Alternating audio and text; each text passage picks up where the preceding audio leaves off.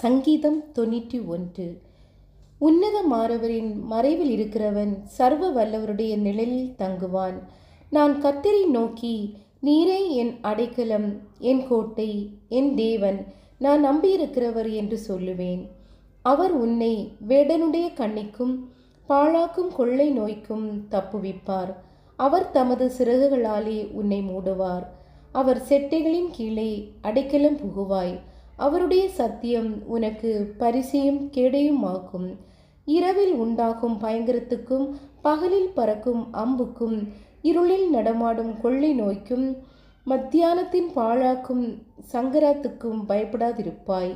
உன் பக்கத்தில் 1000 பேரும் உன் வலப்புறத்தில் 10,000 பேரும் விழுந்தாலும் அது உன்னை அணுகாது. உன் கண்களால் மாத்திரம் நீ அதை பார்த்து துன்மார்க்கர்க்கு வரும் பலனை காண்பாய். எனக்கு அடைக்கலமாயிருக்கிற உன்னதமான கர்த்தரை உனக்கு தாபரமாக கொண்டாய்.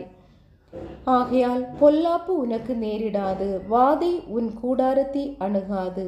உன் வழிகளிலெல்லாம் உன்னை காக்கும்படி உனக்காக தம்முடைய தூதர்களுக்கு கட்டளையிடுவார்.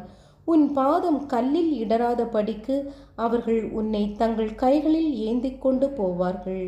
சிங்கத்தின் மேலும் விரியன் பாம்பின் மேலும் நீ நடந்து பால சிங்கத்தையும் வலு சர்ப்பத்தையும் மிதித்து போடுவாய்.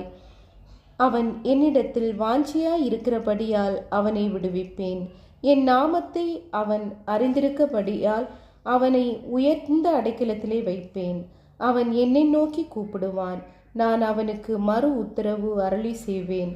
ஆபத்தில் நானே அவனோடிருந்து அவனை தப்புவித்து அவனை கனப்படுத்துவேன். நீடித்த நாட்களால் அவனை திருப்தியாக்கி என் இரட்சிப்பை அவனுக்கு காண்பிப்பேன்.